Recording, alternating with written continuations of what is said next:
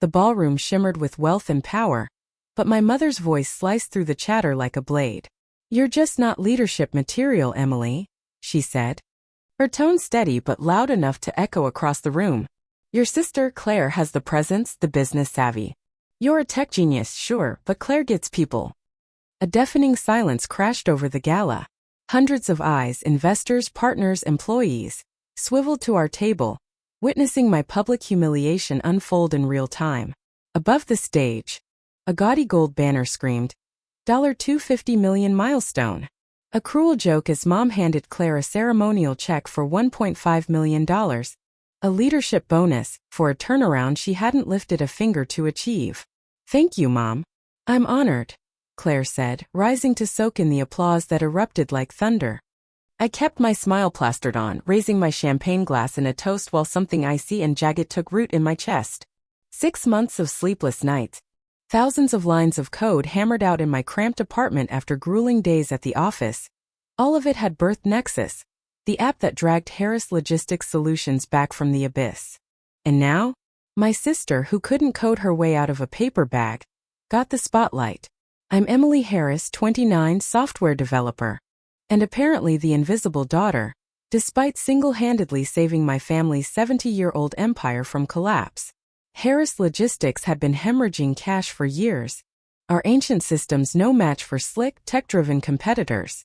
When our biggest client threatened to bolt, taking 40% of our revenue with them, I saw my shot to prove myself. Nexus wasn't just an app, it was a revolution, a seamless supply chain system that not only kept our key clients but reeled in dozens more. In 6 months, we'd flipped from bankruptcy's doorstep to a $250 million windfall, a 400% surge. Tonight was supposed to be my night. Instead, I got a pat on the head while Claire, with her MBA and dazzling charm, was crowned queen of the kingdom I'd rescued. "Speech," someone yelled, and Claire glided to the mic, beaming under the lights. "Harris Logistics Solutions is about family and innovation," she purred. The Nexus app was a team effort, though I must give a nod to my sister's technical help. Technical help? I nodded politely as she shrank 6 months of groundbreaking work into a footnote. The crowd clapped, oblivious, while I mingled later, accepting backhanded congrats from people who clearly knew the truth. But here's the kicker no one saw coming, not Mom, not Claire. Not a soul in that glitzy room. I'd never signed Nexus over to Harris Logistics. That little detail was about to change everything tomorrow morning. Harris Logistics started with my grandfather, a tough-as-nails guy who hauled lumber in a beat-up truck after World War II. Each generation built it bigger. Mom took it nationwide in the 90s. Claire, 5 years older, was the golden child, groomed to rule with her business degree and effortless charisma. Me? I was the oddball, more at home with code than cocktails, happier debugging than deal-making. Dad, before he died a decade ago, was my rock. "Emily sees the world differently," he'd tell Mom. "She gets systems in ways we never will." After he was gone, I honored him with a computer science degree, then a master's in AI, dreaming I'd carve a spot in the family legacy. But Mom?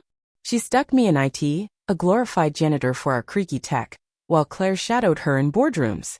"We're logistics, not a tech startup." Mom would snap whenever I pitched upgrades. "Stick to what we know."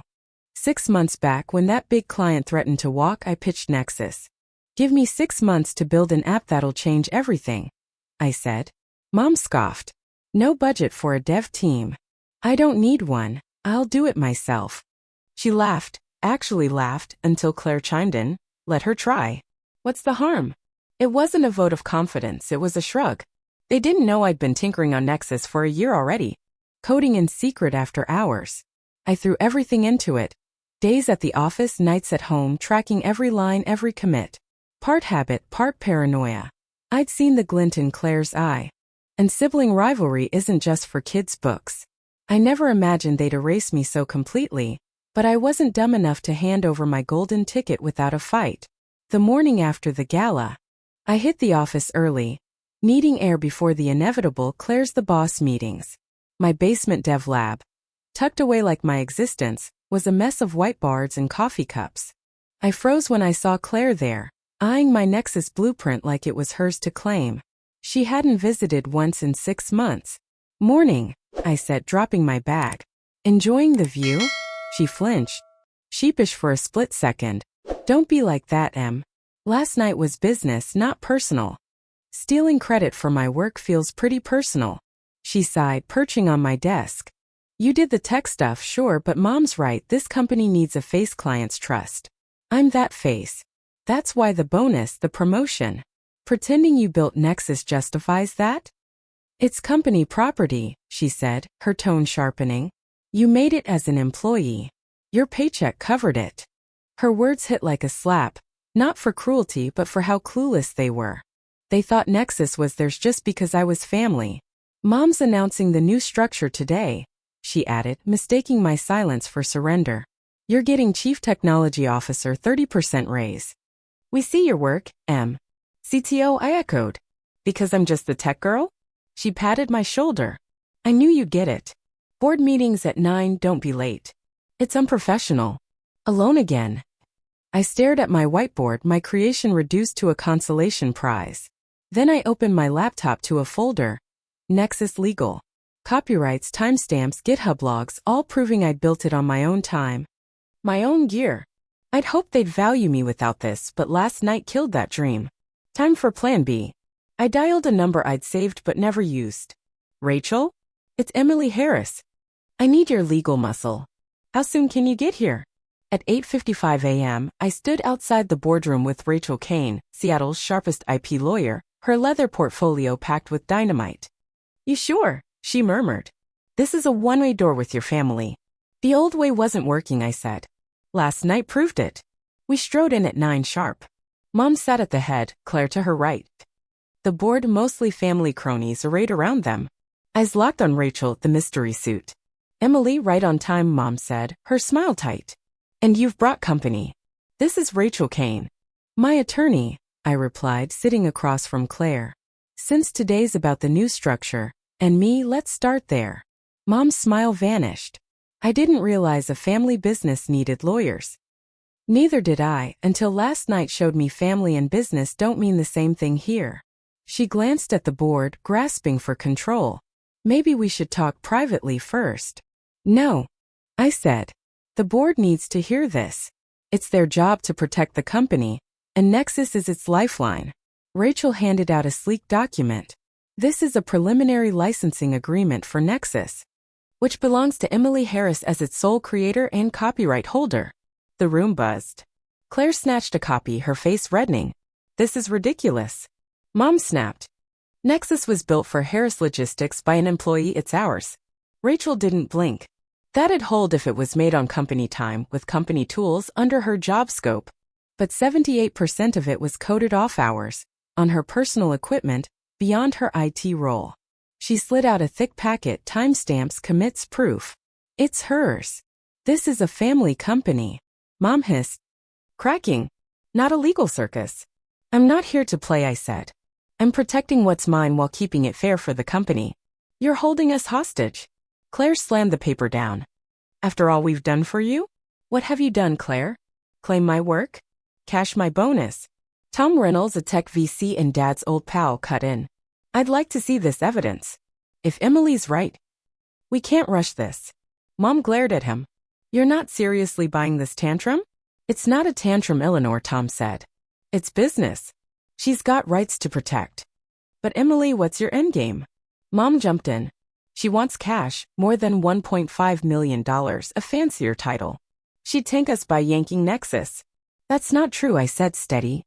I want recognition and a real stake in the future. Nexus is this company now, I just want a voice in it. The fight was on, and from Mom and Claire's faces, this was only round one.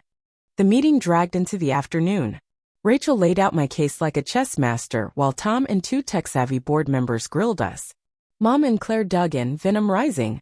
Even if she has a claim, Mom argued, killing Nexus now screws us all, including her. This is spite. I'm not pulling it, I said, exasperated. The license keeps it running. I just want fair pay and control over its future. Which guts last night's plan, Claire shot back. Control the app, control the company, titles be damned. She wasn't wrong. And that's why they should have thought twice before sidelining me. Tom called a break. Through the glass, I saw Mom and Claire huddle with the company lawyer, some in mid-battle. They're cooking something, Rachel warned. Stay sharp. When we reconvened, Mom's fury had cooled to calculation. After legal advice, she said, biting each word. We recognize Emily may have rights to Nexus. For family peace, we offer $5 million to buy it outright. The lawyer passed out papers. 5 times Claire's bonus, Mom added. A big nod to your tech skills with stable leadership intact. $5 million was tempting, life-altering cash. But Nexus was my brainchild, a game-changer worth way more. It's not just an app, Tom said, scanning my docs. It's a logistics revolution. Beyond employee work. He paused. But splitting ownership risks chaos. We need to rethink leadership. Mom bristled. What's that mean? It means, Tom said, if Emily owns this, maybe our old succession plan's obsolete. 2 board members agreed. Mom snapped, this family controls the company, not the board. The lawyer coughed. If Nexus is hers and it's our core asset, control's murky. That's when it hit me. This wasn't just about my place anymore. I could end up running the whole damn thing. Mom saw it too. Fear flickered in her eyes for the first time ever.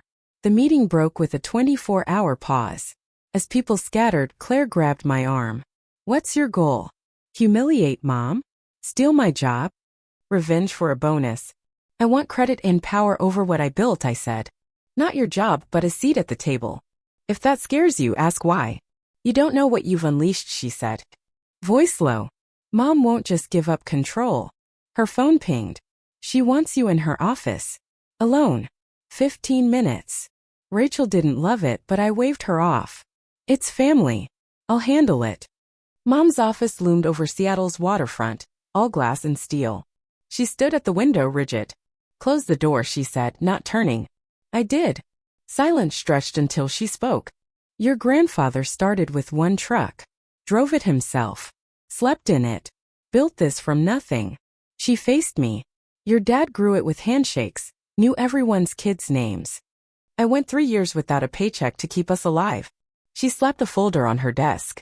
You think this is about an app? It's 70 years of Harris grit. Nexus is brilliant, but it's replaceable. Our name, our bonds, those aren't. I'm not here to hurt the company, I said. Then what do you want, Emily? Spell it out. I want to matter, I said. Not just cash, a say in where Nexus takes us. It's the future, and I built it. She studied me, then slid the folder over. Inside, a restructuring plan. A new company, Harris Tech, with me as CEO. Licensing Nexus to the family biz and beyond. Not a surrender, a gauntlet. Game on. Next morning, Mom pitched her vision to the board. Harris Tech spinning off, me leading it. Claire helming logistics, both under her thumb as chair. Smart but not enough. I nodded to Rachel, who handed out my counter.